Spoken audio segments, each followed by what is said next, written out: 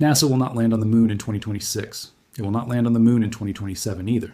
The agency that put 12 humans on the lunar surface between 1969 and 1972, 12 people who walked, drove, and worked on another world, has just confirmed that its next crewed moon landing will not happen until 2028 at the earliest.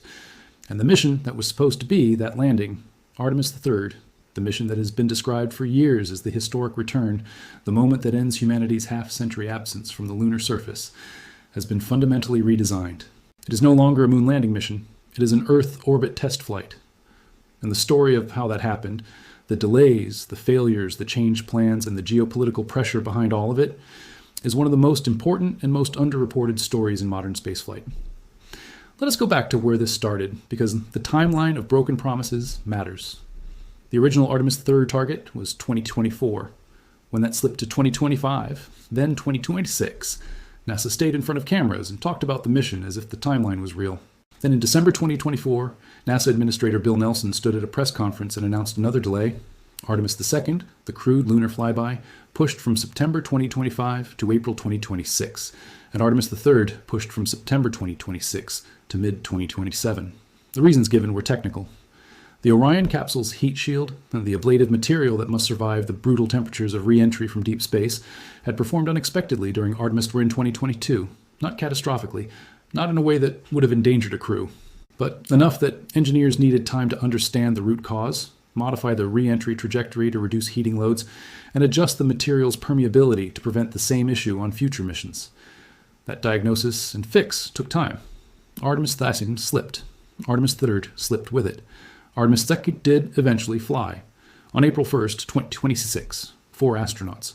Commander Reed Wiseman, pilot Victor Glover, mission specialist Christina Koch, Canadian Space Agency astronaut Jeremy Hansen.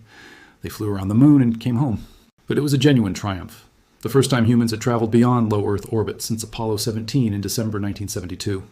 The plan announced in February 2026 and confirmed by Isaacman before the House Artemis III will now launch in late 2027, rendezvous with one or both of the commercial human landing system vehicles in low Earth orbit, test docking operations between the Orion capsule and the landers, evaluate the new Axiom extravehicular mobility unit spacesuits in microgravity, and return to Earth.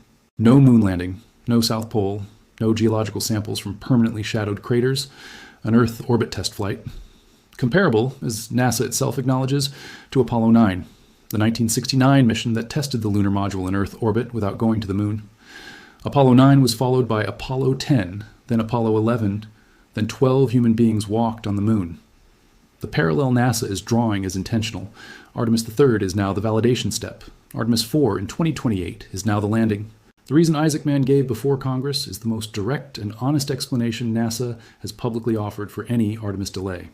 He said the early 2027 target for Artemis III would be missed due to delays in both SpaceX's Starship human landing system and Blue Origin's Blue Moon lander. He did not blame the heat shield this time. He did not blame production schedules. He named the commercial partners directly. The landers are not ready.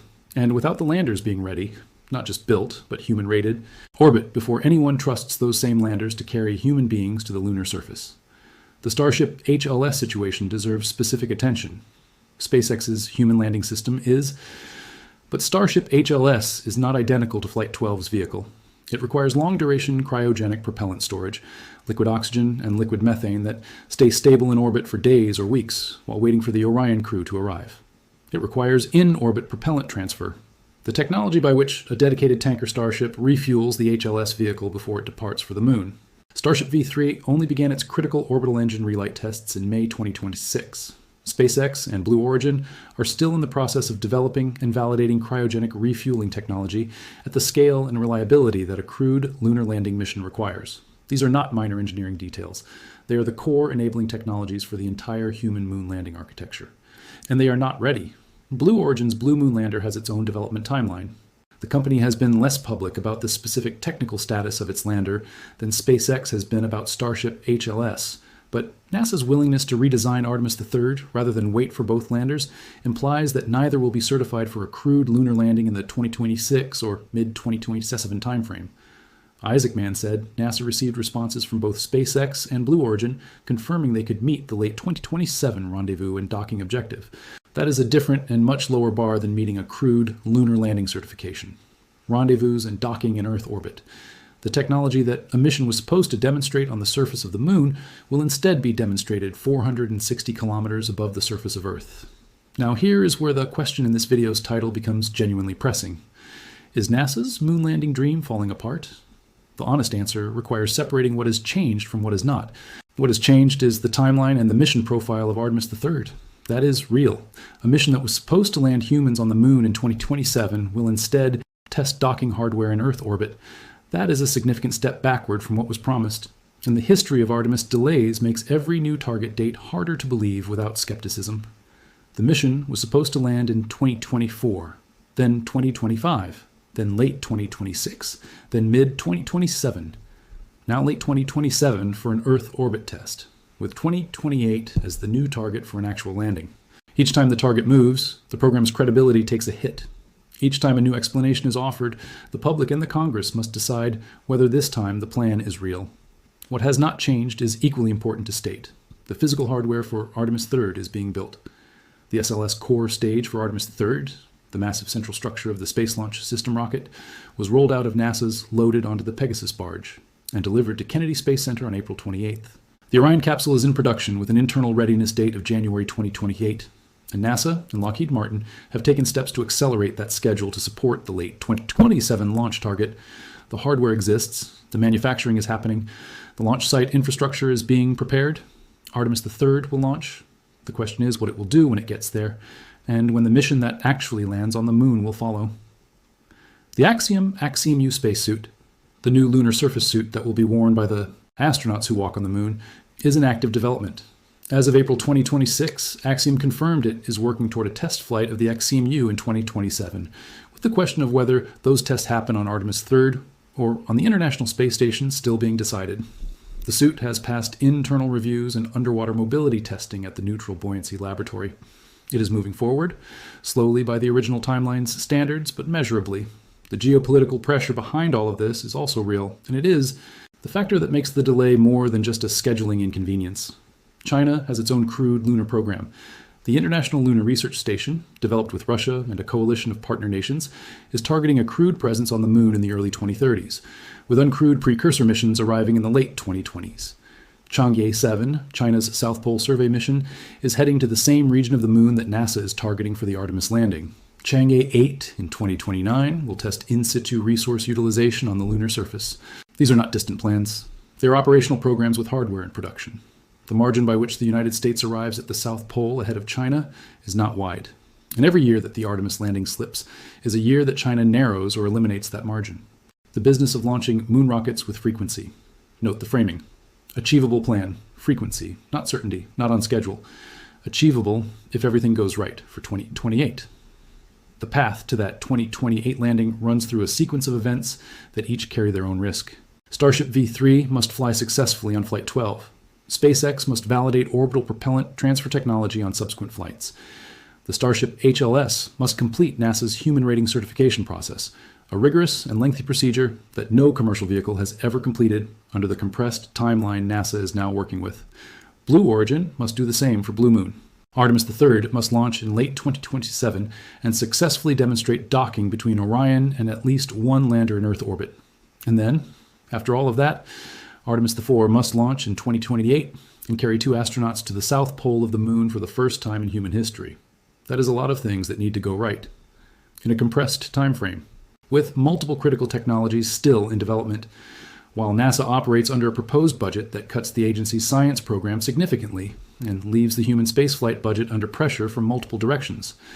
Isaacman himself told Congress that increasing SLS launch cadence to once every 10 months is essential to making the timeline work, and that launching every 3 years with massive configuration changes between flights, as has been the pattern so far, is not a recipe for success. The Artemis program is not falling apart. The infrastructure exists, the missions are sequenced, the hardware is being built, but it is bending under the weight of its own accumulated delays, the complexity of its multi-vendor architecture, and the geopolitical urgency that makes every slip more costly than it would be in a purely technical context. The moon landing that Artemis was originally designed to deliver is now 4 years later than originally promised and still dependent on a chain of technical milestones that have not all been achieved. Whether Artemis IV actually lands in 2028 will depend on whether the next 2.5 years produce the breakthroughs that the previous 5 years of delays have prevented. NASA has a plan. It is achievable if everything goes right. And in the history of human spaceflight, everything going right has never been something anyone could take for granted. The moon is still there. It has been there for 4.5 billion years. It will wait a little longer. Whether the program built to return humans to it can hold together long enough to actually make the trip is the question that 2027 is going to begin to answer. There's a thread running through every Artemis delay that rarely gets named directly.